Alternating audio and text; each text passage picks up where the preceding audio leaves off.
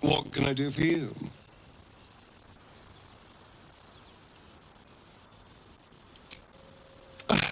Darling, I'm hurt. I guess I'll spend my evenings lounging here while you do all the hard work. It sounds...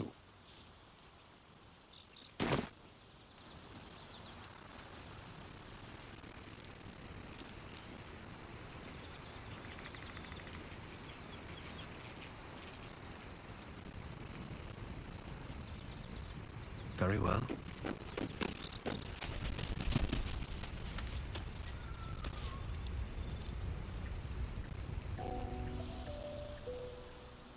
Something the matter?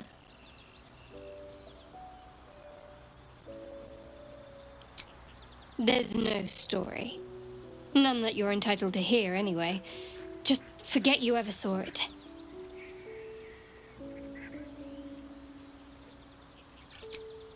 We've been through quite a lot, with likely more to come. Care to narrow it down a little?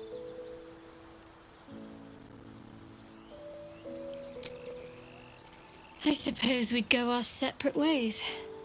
Not a slight on your company, of course.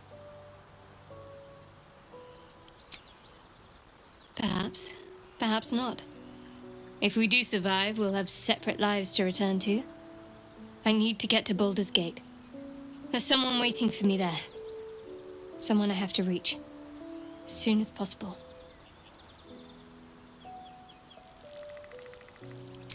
Thank you. And you're right. It's a delicate matter.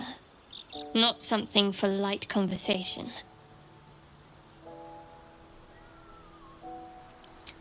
I must admit, you've been a surprise, and not an unpleasant one. Kindred spirits are few and far between for me. Besides, you saved my life aboard the Nautiloid.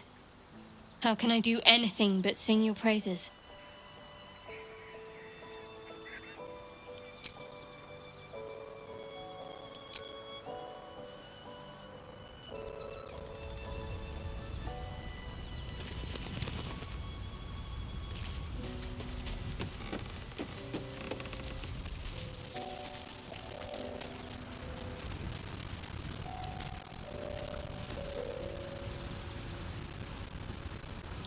Well met.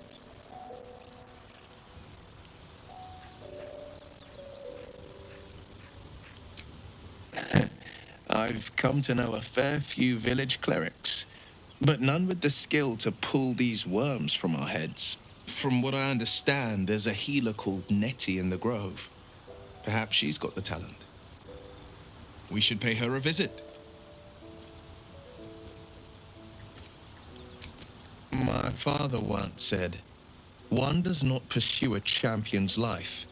One merely answers its call." So it was for me. I was hunting near the Cloakwood when I heard it. A child crying out from a lone farmstead. I found him in the fields, flanked by goblins. His mother's corpse bled into the soil next to him. I don't remember much of the battle, but I remember drying the boy's tears after.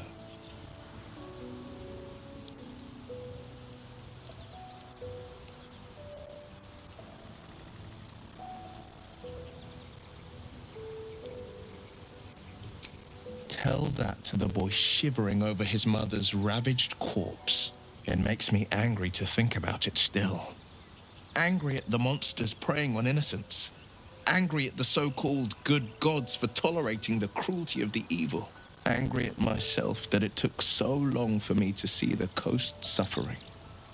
The frontiers demanded a blade, and so I heeded.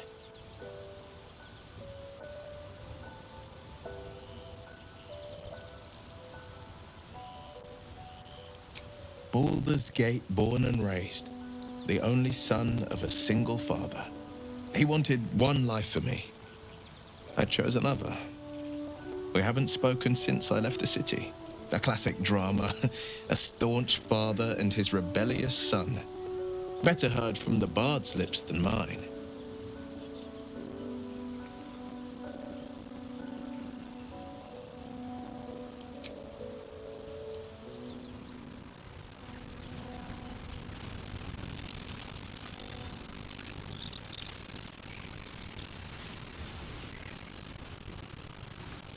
The Githyanki people have a word for men like the Blade of Frontiers.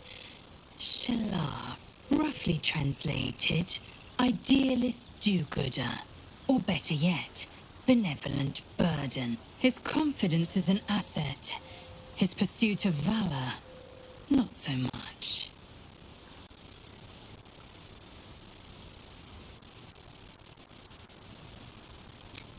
I expect I am your first.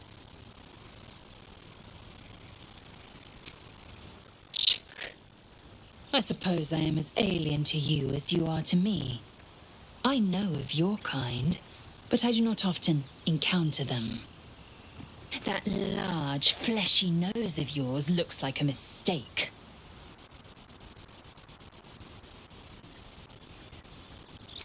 Decadent, then. Lacking in economy. Like so much of this world and its undisciplined people.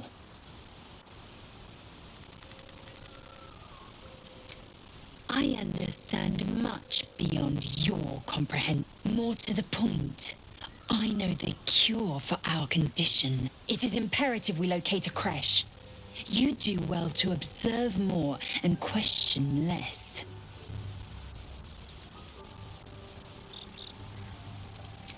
Yes, in great detail. It starts with a fever and memory loss. Then you start to hallucinate. Your hair falls out, and you bleed from every orifice. Your bones will change form. Your jaw will split to allow room for 4 great tentacles. All skin will turn to gore and be shed to reveal new flesh underneath. Then you have ceased to exist, and a mind flayer is born.